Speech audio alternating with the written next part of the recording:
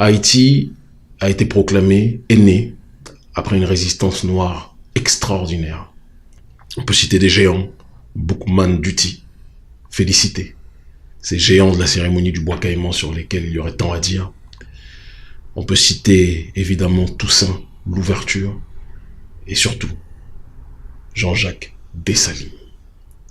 Des géants qui ont fait en sorte que Haïti est devenu le symbole de la dignité africaine et afro-diasporique dans le monde.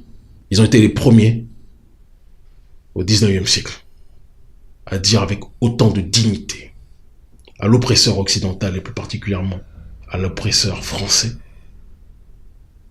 l'oppression est terminée.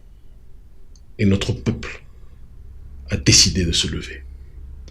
Rien que pour cela, les Africains du monde entier, du plus foncé au plus clair, quelle que soit notre classe sociale, quelle que soit notre orientation politique, quelle que soit notre religion, quel que soit notre sexe, nous avons une dette éternelle vis-à-vis d'Haïti.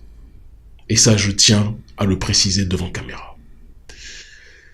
C'est ce crachat aux figures de la prédation économique matérialisée par l'impérialisme occidental et plus particulièrement l'impérialisme français qui a fait que jamais, depuis son indépendance, depuis la proclamation de cette première république noire, Haïti n'a été tranquille parce que l'Occident a tout fait pour que ce symbole de l'ex-esclave rebelle redevenu libre ne puisse pas contaminer les autres colonies françaises au sein de nos peuples et les autres colonies occidentales de manière générale. Il y a une sorte de consortium occidental pour faire en sorte de maintenir Haïti la tête sous l'eau.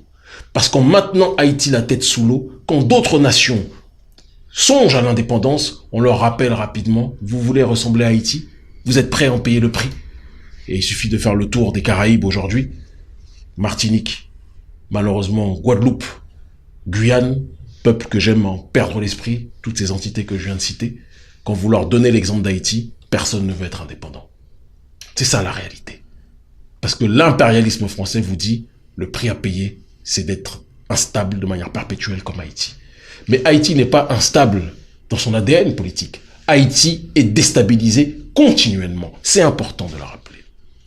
Il est déstabilisé par des forces extérieures qui ont des relais aussi à l'intérieur. Le relais à l'intérieur en termes de déstabilisation occidentale, ce sont ces familles, ces oligarchies syro-libanaises d'un côté, et aussi une classe, même si je n'aime pas moi j'ai toujours dit, et je reprends le propos de Malcolm, du plus foncé au plus clair, notre peuple est un et indivisible. C'est important de le dire. Mais il faut dire aussi que pendant la situation esclavagiste jusqu'à aujourd'hui, une caste de ce que l'on appelle de manière impropre les mulâtres, je n'aime pas ce terme, bourgeoise, a capté les richesses, les ressources du pays, d'accord, les a capturées pendant que les 3/4 de la population vivent en dessous du seuil de pauvreté. Et donc la conjonction de ces forces, les familles syro-libanaises d'un côté et la caste entre guillemets mulâtre de l'autre, a fait en sorte que ces deux entités sont devenues les oligarchies qui contrôlaient le pays. Et vous ne pouviez pas être président sans être dans la main de ces familles. Le peuple a la légitimité historique. Au sein de ce peuple se trouve le trésor du panafricanisme, la fierté, la dignité, la résilience.